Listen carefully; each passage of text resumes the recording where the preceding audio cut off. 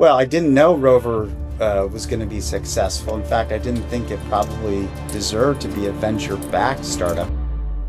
When you start out with the problem first, but if they're already feeling the pain, then everything just seems to move a little easier. Those make for the best companies, where someone has a very acute hair on fire problem. Narrow. Make sure that you make it irresponsible for potential customers to say no to you. Good afternoon. My name is Wilson Zare. Welcome to Direct Edge, where we explore the strategic thinking behind sustainable business growth. Today, we're with my old friend and acquaintance, Greg Gottesman. I think we met, I'm afraid to even say, Greg, decades ago when you were with Madrona Venture Group. And a lot has happened since then. And so we decided to get together and maybe share your thinking about, share your journey, share your thinking about entrepreneurship, sustainable revenue growth, and see if we can get people excited about the possibilities that lie ahead. Yeah, well, that's it has been. You and I have been in this game for quite a while, and those are some topics that we both care a lot about. For sure. Well, thank you for being here. Welcome to the show. Great to be here. Yeah. So, I think that the folks that tune into this show quite often, I think they already know about my background, but tell us about you. I mean, where have you been? What's the journey been like? Where did you start? Help us understand the context.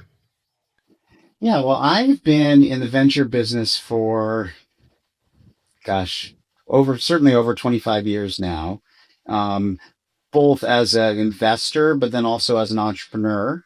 And I've helped to start several venture capital funds, so Madrona, and then now Pioneer Square Labs, where I've been at for the last 10 years, and startup studios. So those are basically startup creation studio type vehicles. I've been involved in starting some of those, and then also in dozens of startup companies themselves. So I've been in the venture business on both sides of the table for a long time. I also have been teaching entrepreneurship like you have, Wilson. I've been doing it at the University of Washington for the last 26 years. This will be my 26th year starting in September, teaching a class on starting companies in computer science in the business school there. So have seen tens of thousands of plans, have had some huge successes, have had many failures, and learned a lot of lessons. Nice. Well, it's interesting to me that a lot of folks that are involved with entrepreneurship, not even the people that are very successful, and honestly, not everybody's successful. A lot of people fail. But a lot of people that are very successful fail many times before they succeed, right? Mm-hmm. And so it seems like there's a lot of learning that can come from failure as well as success. So, I mean, what would you say were your most important lessons along the way? Yeah, so one of the most important lessons that I've learned is just the importance of making sure you have the best possible people around you, and that goes in terms of finding great entrepreneurs to work with, but also your partners, trying to find people that fill holes for you. So so often I think we try to find people that are just like us. I think that's natural as humans. We want to surround ourselves with people that have maybe similar backgrounds, maybe similar skill sets. And the most self-aware folks, and I think that the ones that then end up being the most successful are those that sort of understand their own strengths and weaknesses well and are able to fill those holes effectively, whether that's whether you're starting a new company, a venture capital company, you know, being very aware of what you are good at, what you like to do, what you don't like to do. And when I look for entrepreneurs to back, I'm very much focused on how self-aware are they, Hmm. and do they have a really, are they okay with their weaknesses and their strengths to a point to where then they're going to be able to put people around them that help to cover for that. So one of the mistakes I think I made early on in my career was I wasn't very self-aware, and I tended to Hmm. gravitate toward people that were had very similar skill sets to me. And I think as I've matured, I've been more looking for folks that bring different things to the table, and I think that can make you much more effective. No, I think you're right. I mean, and it really comes down to, I think, having a great team. I mean, if you think about the great ventures, Microsoft, Apple, Amazon, others, I mean, it's usually not, maybe one person gets more press than the rest, but it's not usually one person. It's a team of great people that work cohesively together. Actually, I had a friend one time who was a venture capitalist. I have a lot of friends who are venture Sorry. capitalists, I guess. But he was sharing with me that they get about, this was at DFJ in the Bay Area, and he said, we get 10 to 12,000 plans a year, and most of them we don't move forward with. But we always bet on the team. And he said, if we had 5 groups of entrepreneurs around a table and each had their own plan, he said, I think I could take those plans, I could shuffle them up and redistribute them around the team. And the team that was going to be successful with their own plan, they'd be successful with any plan I gave them because they just figure out how to make it work. I agree with that. There was another venture capitalist that said to me once, um, that the way he thought about this question was, he said, Greg, who do you know that if they came to you and we're going to start a business, that without hearing even a single word, once they came in, you reached into your pocket back in the days when there were checkbooks, pulled out a checkbook, wrote a $25,000, $50,000 check, whatever was meaningful to you, handed it across the table and said, now what exactly is the idea you're going to be working on? Like, who's so impressive that it doesn't even matter what the idea is, you're going to back that person regardless. And those, everyone knows some people like that. Wilson, I would imagine Hmm. that if you think on the folks that you have worked with in the past, or that you've invested in, or that you've partnered with in some way, there's 4 or 5 people that would fall into that category. That if they came to you and said, Wilson, I'm going to start a business, without hearing another word, you'd be like, here's $50,000. Now tell me what the idea is. Um, but if you Yeah. can, but if you back those kinds of people, more often than not, you're going to be successful. It's hard to find those people. There's not even someone like myself who's backed hundreds of companies. Still, it's a handful of people that would fall into that category. Yeah. Are there any telltale signs? I mean, what is it, just, kind of intuition, or are there things that you look for to find those kind of people? Well, it's some of the classic things that people talk about, like grit and and intelligence and really good uh, uh, storytelling skills. I also think self-awareness is Hmm. something that is important to me. Again, back to that team point that we started out with. In other words, I think the best leaders have a very good sense of self, and they know how to surround themselves with people that fill the holes for them. And it may be that they could even do some of that work, but they just are better at other things, and so they find people that do the kinds of things that they don't want to do or aren't as good at. And so self awareness is another one. There also is just a when you're around some of these folks, they tend to also have a real customer obsession. They tend to be Hmm. very focused uh, on delivering value to whatever customer it is that they're trying to serve, and that's another really important piece. Yeah, no, I agree. We talked about this briefly before the show, this idea of Hmm. sales and marketing. And of course I've spent my career in marketing and business development, um, strategic alliances, things of that nature. But one of the things that was always interesting to me about the university environment, which I've also spent, like you, I've spent a couple of decades teaching in the university environment, in between ventures usually, um, is that even though sales is super important, I mean, with a new venture, if we can't sell stuff, then technology and operations and all that stuff, none of it makes a difference because if we can't sell stuff, everybody else can go home. There's no point. Yet in the university environment, oftentimes there's not even classes in sales. There's not the same kind of academic structure and rigor around it.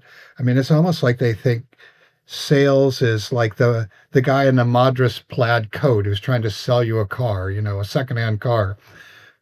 But honestly, I mean, for me, especially coming from the B2B enterprise environment, sales is about problem solving and building a rapport and understanding people's needs and then trying to help them find the right solution. And it's so essential to getting traction and getting success. I mean, how do you reconcile that? I mean, first of all, do you feel the same way? But secondly, how do you reconcile that?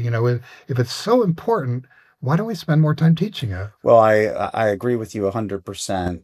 Um, I think sales and go to market have become really the key differentiator between success and non-success in this new AI world where building product has become so much easier, but because of that, there's more competition and sales has become that much harder and distribution has become that much harder. So having uh, that skill set is just more critical than ever. And yeah, our business schools for sure have not taught sale. I mean, I think they have sporadic, sales, but it's not a core part of the curriculum. But it clearly should be, because I think there is some science to it. And I think it's, by the way, an important part of everyone's job. If you're in the sales organization, or you're in the product organization, or you're in the operations organization, or you're a VC, sales is a key part of everyone's job. There's this wonderful woman Mm. named Kelly Wright, who was the first salesperson at Tableau, and then she's risen up and done a bunch of amazing things. But she teaches at the University of Washington, then comes and does a talk at our class every year, and she asks everyone in the beginning of the class, okay, who's a salesman? And no one raises their hand. And then, of course, she says, everybody is a salesperson. Even if you're just looking for a spouse or a significant other, you're a salesperson. If you're trying to Mm. sell your product, to a boss, you're a salesperson. If you're trying to convince, a client, if you're a lawyer to take on your services, you're a salesperson. We're all salespeople, and there's some really important lessons to be learned there. And so I think my sense is that maybe in the next 20 years, their sales will become a much more part of the core curriculum in business schools. If there are still business schools, I hope there still will be. But it should be, to your point, Wilson. No, exactly. I remember I worked at at a startup, a successful startup that I'm not sure anybody outside the Northwest remembers anymore, called Sequent Yes, Computers. Um, you're and dating yourself. um, and the tagline at Sequent was "Our business is your success." And Casey Powell was the CEO, was a sales guy, and he would tell everybody in the company, everyone is in sales. And if I put you on the phone with a customer, you're in sales and you need to be solving problems because, you know, that making that customer successful is the only reason we're here. It's totally true. And And again, even if even to get your idea, let's say you're an engineer at the lowest level, to get your ideas adopted, to get the code that you're writing, adopted in some way to get people to change maybe their mind about whether they should be using, uh, you know, a cheaper AI model or something. You need to have salesmanship. And so it is a skill, certainly for folks selling product. Otherwise, there's no company, to your original point. But if even if you're not on the front lines, you're still a salesperson.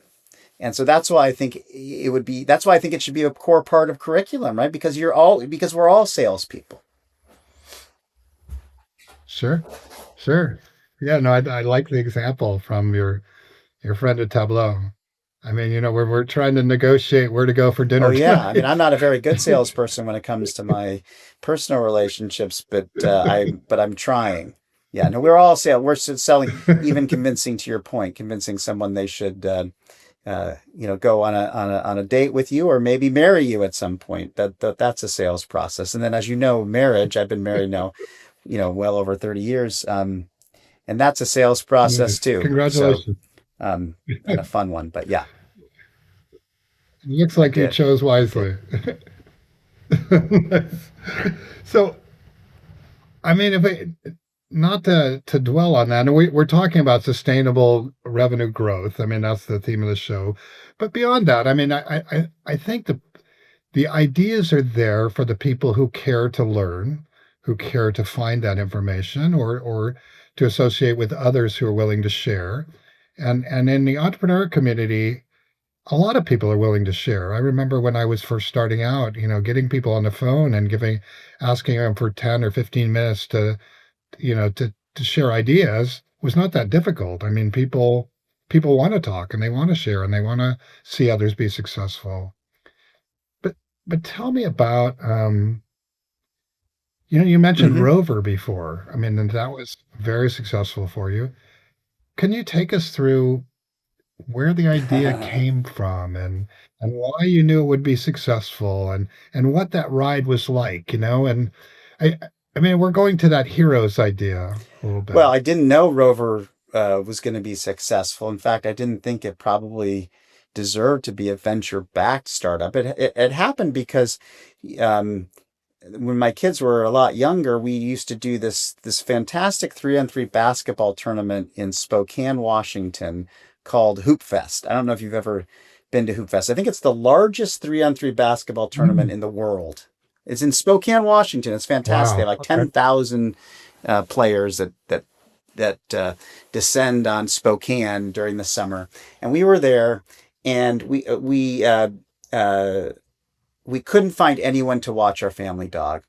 Um, and my parents were out of town, and my brothers are out of town, so our neighbors couldn't do. We couldn't find anyone to watch Ruby, and we had already decided we were going to go this trip, and the hotel wouldn't take dogs, and then we couldn't find a place that would take dogs, and so we basically put Ruby in a kennel, and we were distraught about it, and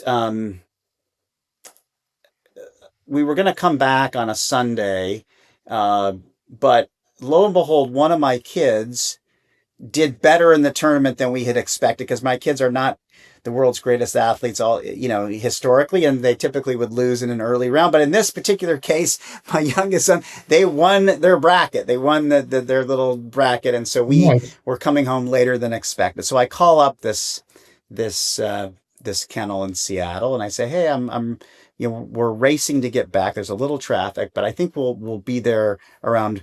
I think it closed at 5. I said we'll be there like 5:01, but I just want to make sure we can get Ruby." And they're like, "No problem, we'll be here." Anyway, we show up around 5:01, and of course the place is closed down, and we were going around. We couldn't get our dog, so we come back the next day, and it was like 70 additional dollars, which is was expensive but fine.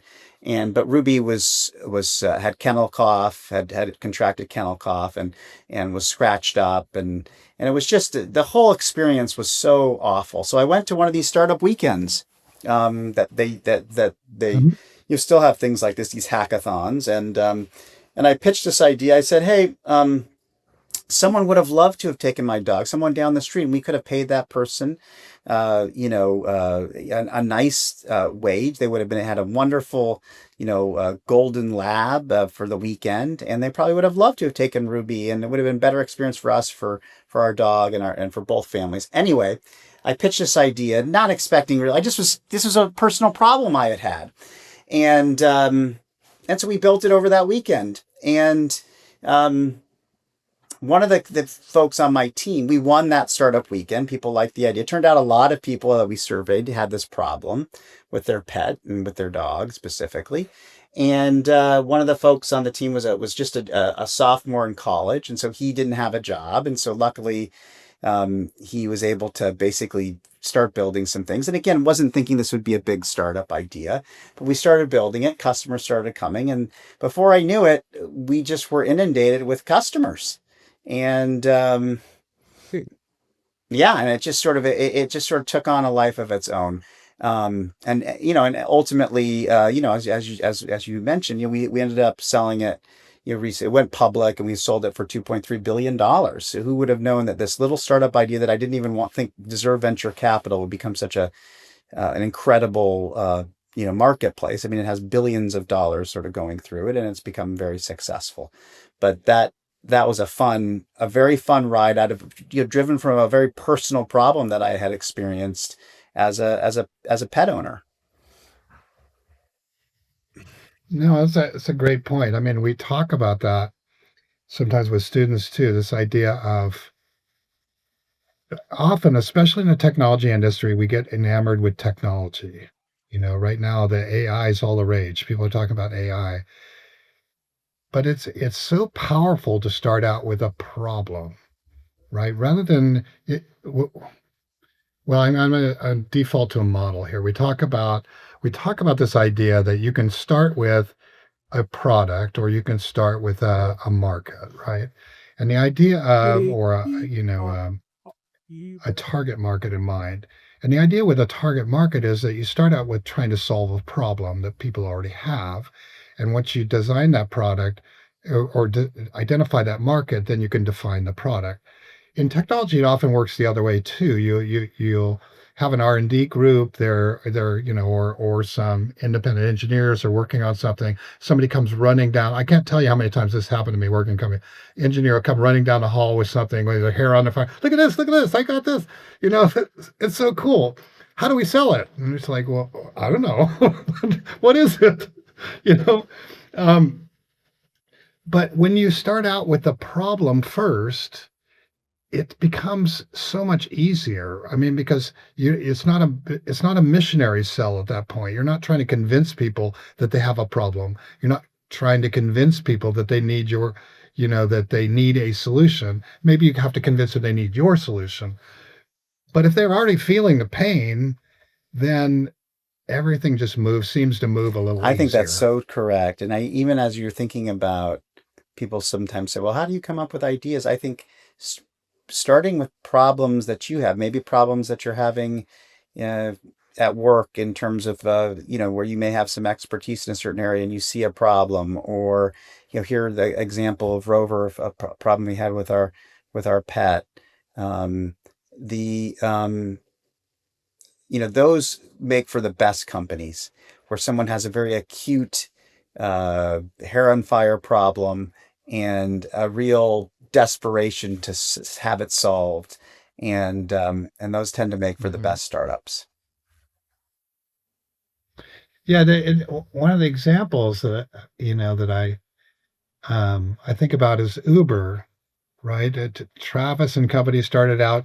They needed a town car, for because they were going to go out with friends, and they couldn't find a service like that, and they built one, and turns out that a lot of people wanted a town Yeah. car, Well, one of the and things so I think too is, I think too often people, when they have this problem, they don't think it's broad enough, and so I think they make a mistake by trying to solve a bigger problem, at least out of the gate, than the specific one that they have. And I think, again, the most successful startups tend to be best in the world at something very specific early on, very narrow. And I think people confuse sometimes the go to market with the vision. So you might have a larger vision of No. saying, hey, we want to be pet services. Let's stay on the Rover example. We want to offer pet services broadly. But if we started Rover by offering a whole host of a bunch of different services across the country, it would have failed. It would have been too broad. We were just trying to see if we could solve, at least initially, um, if you were going out of town and needed someone to watch your family member pet, your dog. We have, I think, 15% roughly are cats now, but it used to be mostly just dogs, and because Mm. dogs tend to need someone to stay with them. But if you're going out of town, you need someone to watch your dog, and you're specifically in the Seattle, sort of very local area of Seattle, we were the best in the world at solving that problem for you. And by the way, our second market was Portland. Um, and then we Mm. sort of, and then we went, much more broad. But I think you have to, one of the things I tell the students in my class is, is they always want to go, the natural inclination is to want to go broader, broader, broader, solve more, bigger TAM, bigger market. I'm always like narrow, narrow, narrow. Just prove that you can solve one very specific problem better than anyone else in the world. And then that gives you the right to sort of solve it for that second person, and maybe that third, and then maybe the 10, and then 100, and then to be thinking even then more broadly than that. So you can paint a big vision, but in terms of your go to market, I think the narrower you can get, the better. Can you just be No, incredibly great at solving a very specific, narrow problem better than anyone else on the planet? And if you can do that, you have a good shot. no, I agree. I mean, it reminds me of the book Good to Great. And in that book, they talk about, find something that you're passionate about, but also something that you can be the best in the world at. I love it. And You remember, we were, yeah, just you and I were cutting our teeth when Amazon started, and Amazon started. It was just selling books, and by the way, it was selling books for a long time.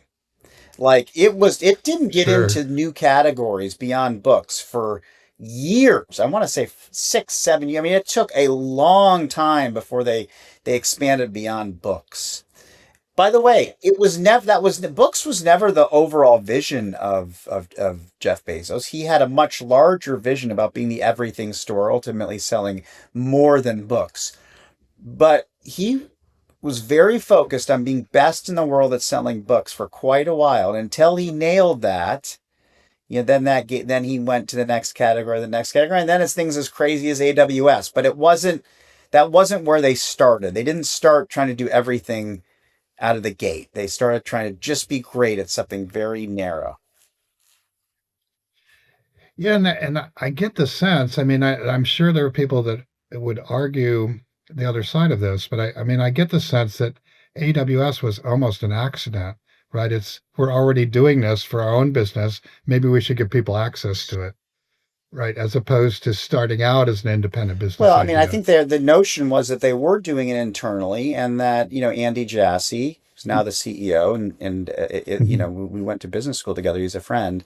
Um, Hmm. yeah, he saw that how internally how successful it was, and then thought that, gosh, it could be something that could be more broadly delivered. But remember, when that started, people thought that was a little bit crazy. What is Amazon doing in the business of selling compute and storage and all these different things? It wasn't as clear as it now is today, why they Hmm. were so perfectly set up for that. They did. It turns out when people are buying compute, um, and storage and things like that, they want someone who's going to sell it to them as cheaply as possible. And Amazon was very good at those low margin businesses, and so they Exactly. they were in many ways more well positioned than the high margin Microsofts and Googles of the world that weren't living under the pressures that Amazon faced in the other parts of its business.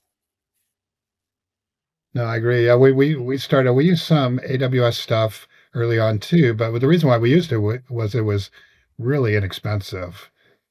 and in some cases free, like email and stuff. And so that was very attractive for us. And then, of course, they could do that because the broader business kind of, supported all of that. So it worked out really good for in the entrepreneurial environment. It allowed us to get a lot for a lot less and get more leverage. Um, and it turns out to be an amazing idea that, of course, that everybody's tried to Yeah, I mean, it's replicate. turned out to be, yeah, really before, in many ways, I think it was a precursor to some of this, some of what we're seeing with AI. I mean, the cloud allowed you uh, to build startup companies for just so much less cost. Because used to be you'd spend Mm. a bunch of money on servers and server, and you'd have all this sort of infrastructure that you'd have to build before you really even knew if you had something. And Amazon has been an That incredible, or AWS specifically has been an incredible uh, help to startups.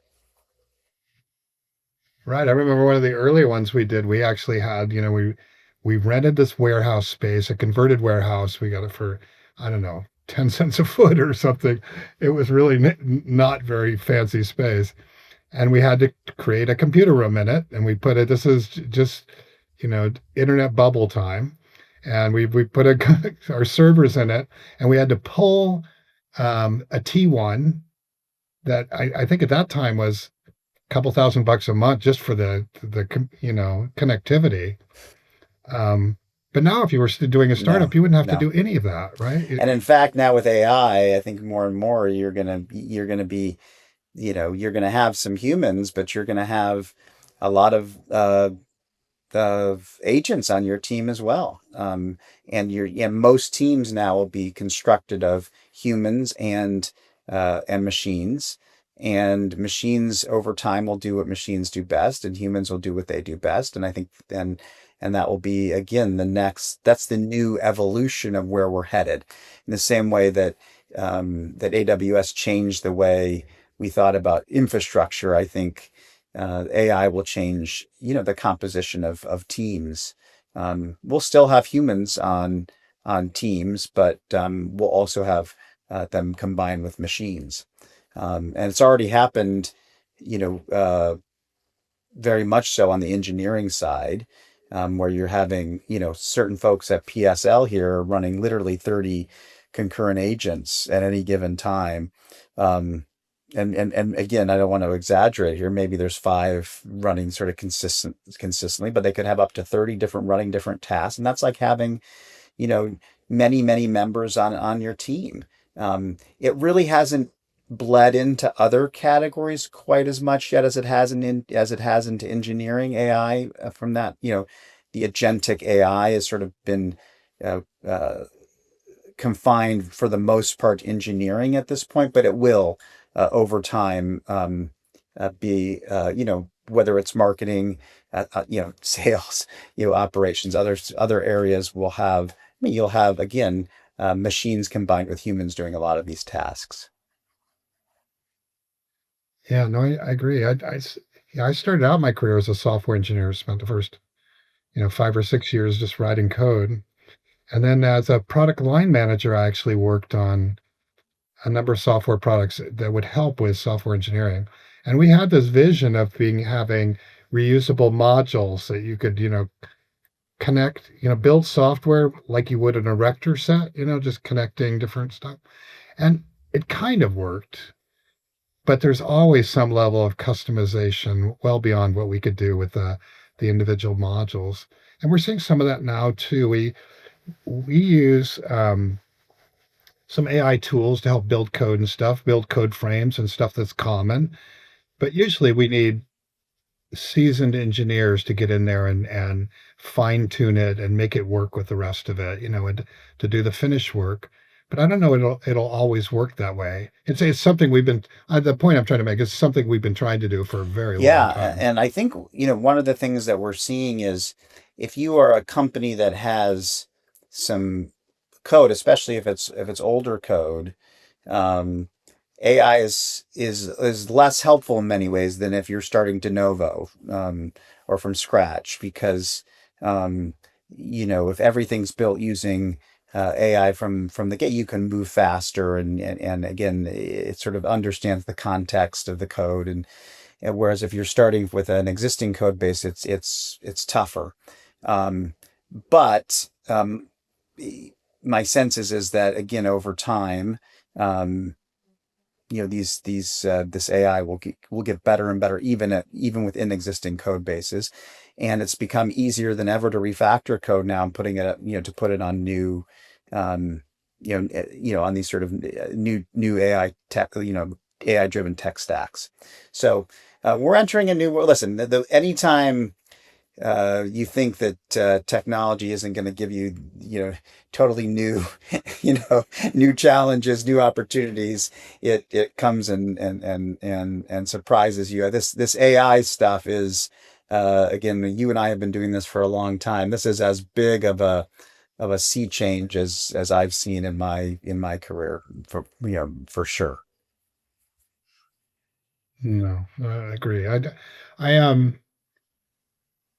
I'm always amazed at, well, first of all, the press, the mainstream press, not necessarily the technology press. People talk about how AI is going to wipe out everybody's job. It's going to take over the world, and we'll all be, you know, working at Starbucks. I guess.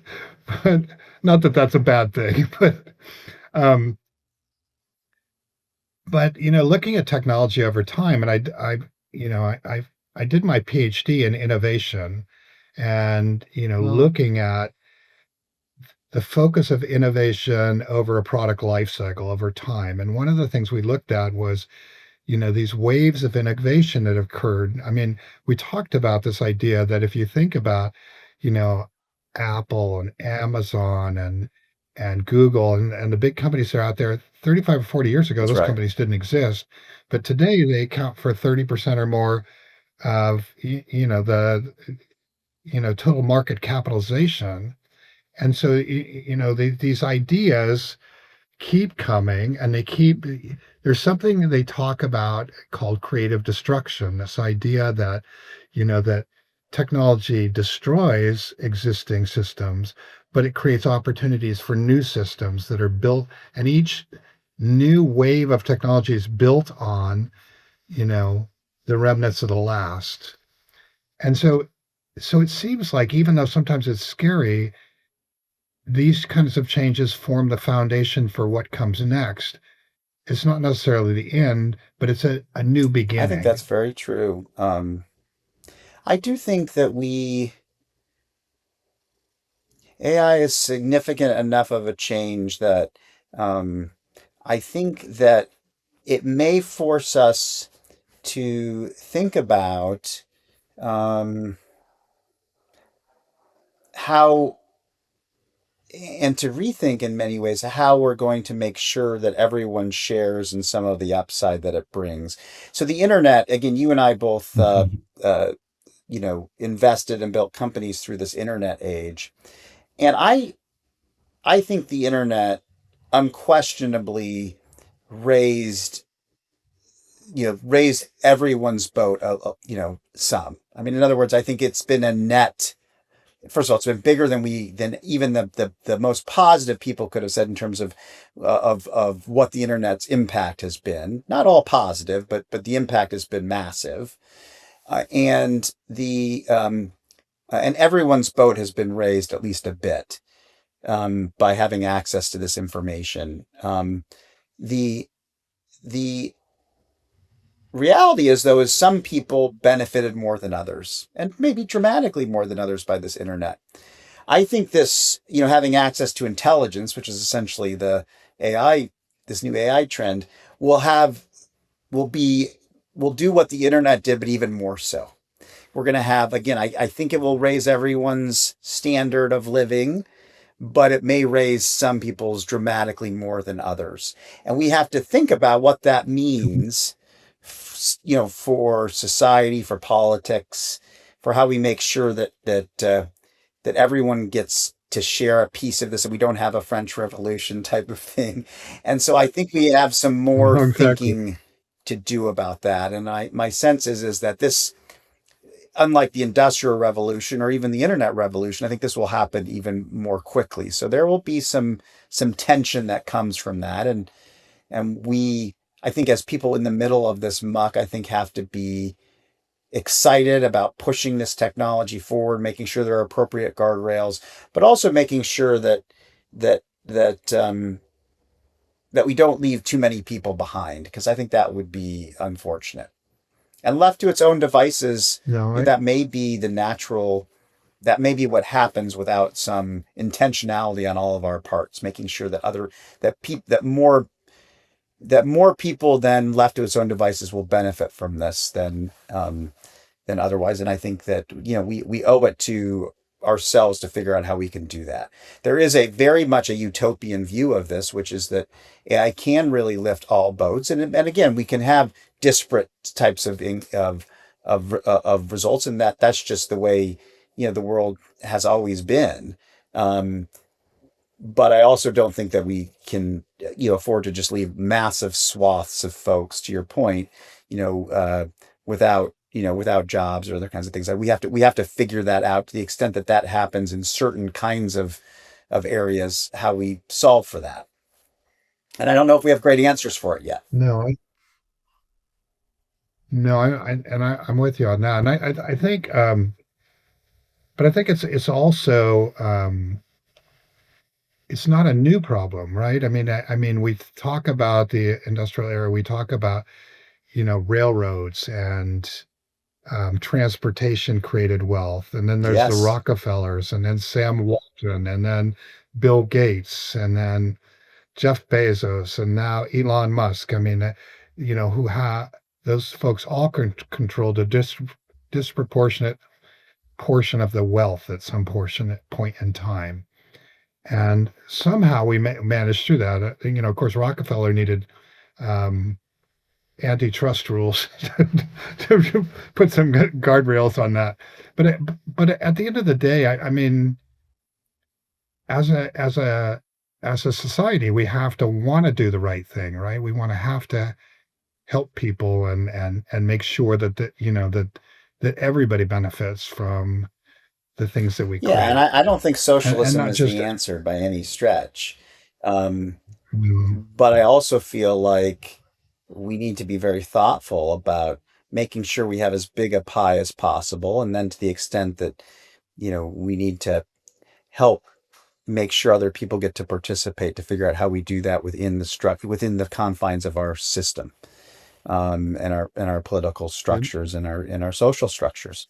Um, and those are hard questions that we're going to need to grapple with. I think the difference between this AI revolution and certainly certainly the industrial revolution, but also the internet, is, I think, the speed at which this may happen is likely to happen faster. So I don't think it's going to happen overnight, but I think people mistake thinking, oh gosh, all yeah, this in AI is just going to take my job tomorrow. That's not going to happen, but it is going to happen. It's not going to happen over 50 years either. It's going to happen over the next, you know, 5, 10, 20 years. You're going to see some real changes, just like we have historically when these kinds of new technologies come about.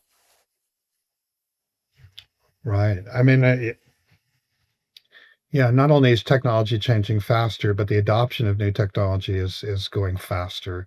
So you think then about the number of people, the amount of time it took for 50% of households to have a car, you know, is much different than the amount of time it took 50% of households to access the internet. Great example. I mean, huge. Yeah. So um, well, I think we're running down time. I want to ask about opportunities. I know there are probably a number of people watching that who would like to find the next opportunity, would like to be able to participate in the kinds of ecosystems we're building and take advantage. And there's also this point too. I mean, you spent a lot of your career as a venture capitalist, but not every venture is a venture capital company. I mean, you mentioned even Rover, the Hmm. company you started or helped start, is was not really a candidate for venture Well, not capital, initially. We eventually ended and up putting, and quite a bit of venture capital in it, but I didn't think initially that it would warrant that. I didn't think that the TAM where the total addressable market was large enough. Turned out it was more than large enough, but I didn't fully grapple. It was actually, these two great, the person who took over for me, thankfully, because it was much, much more effective than I ever would have been, Aaron Easterly, and then now Brent Turner, his sort of partner in crime. They saw, and Aaron really saw that the market was actually a lot larger than as an alternative to kennels. It was an alternative to your parents, an alternative to your, to the neighbor. That market was a lot larger. But yes, you were saying where were the opportunities? Right. I think the idea of just focusing on things that can, I do see, as you've seen, I'm sure, being in this ecosystem, um, that people try to think about what's the next venture opportunity. They're just getting an idea where they can raise funding and create a job, which is different than finding something that's a passion that solves a problem. And a lot of those ventures may not even be well suited for something like venture capital, but it doesn't mean we want to ignore them No, and maybe either. now more than So ever, using Claude or some of the stuff, you can build, even without a tremendous amount of technical experience, you can build a lot of, I mean, I think one of the incredible things about what, and opportunities is we can solve smaller problems, and software is going to be in so many more places now. Um, and I so think much more personalized and customized to solve much more individual problems. So I'm excited about that. And if you have a problem, you don't look around saying who's going to solve this. Like you can solve it now. You just need to, you yeah, just need to exactly. uh, yeah, get on. And some of these the tools have gotten so easy to use. You can solve some of these problems, and it's so fun and so psychically rewarding to build something that solves a problem that you have. In terms of venture, just circling back to what we said before, I think you have to be able to solve a problem. It has to be a problem that's worth solving, that's it's large enough to sort of matter. And then I think you have to have that, again, circling back, some kind of distribution advantage. Where I spend most of my time now is it's listen, everyone that comes in and talks to us at PSL is, they've got a problem, and typically it's a problem that's worth solving. Where I spend a lot of my time is asking them, well, how are we going to get this distributed out to customers? What's your distribution hack? What's the unique way you're going to go and sign up customers and scale that? And that it tends to be still very hard to do at any kind of scale. Google and Facebook have become more expensive. It's more crowded in most of these sort of spaces. And so having some unique insight or way that you're going to go to market um, is really something to spend some time thinking about. There's this great saying, first time entrepreneurs focus on product, second time entrepreneurs focus on distribution. So I would just encourage, if you've got a problem and you're thinking about beyond just solving it for yourself, and maybe that's a fantastic business, you might have a great a great business that you can solve maybe a problem just for yourself or maybe a small group. But if you want to think about venture, then you're going to have to think about, okay, well, how am I going to achieve, a distribution, it's cost effective distribution at scale. No, good. That's a great point. I think I often make this point in class too that that everybody has an idea, and every person I've ever met has an idea about something or a problem they want to solve or change, something they want to change. But the difference with entrepreneurs is the entrepreneurs are willing to get off the couch, take the risk, and solve Yeah. the problem, even if they don't know the answer. But that could be you, right? I mean, that could be anybody if you just, if you can take the initiative to Isn't get that started. true? And it's easier than ever and more fun than ever. And the kinds of problems you can Yeah. solve are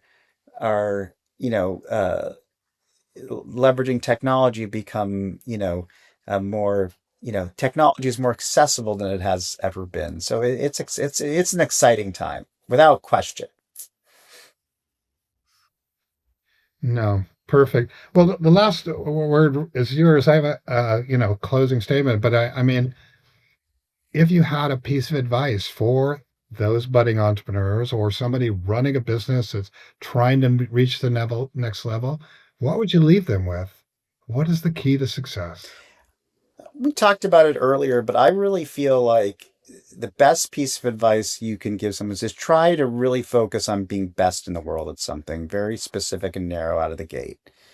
And um, I'm looking for that in a pitch. When I'm walking out of a pitch, if I don't get a sense of this person or team was put on earth to solve this problem better than anyone else, um, then it's probably a pass.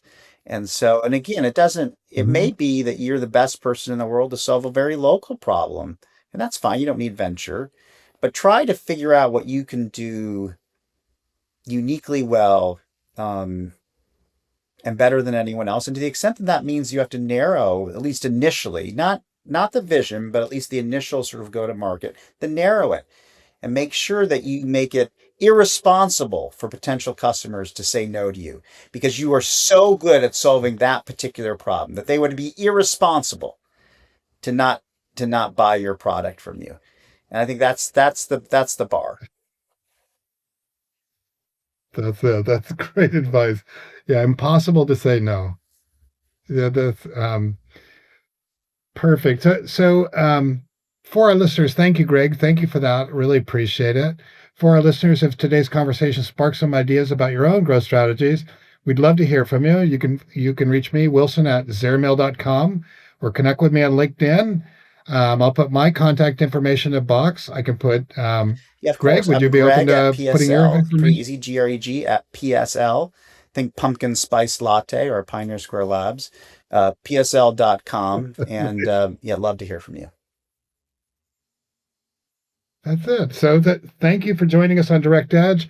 Remember, sustainable competitive advantage comes from building strategies that leverage your core competencies, identify what makes your organization and offerings unique and valuable, then embrace that as your core, both when operating and planning for the future.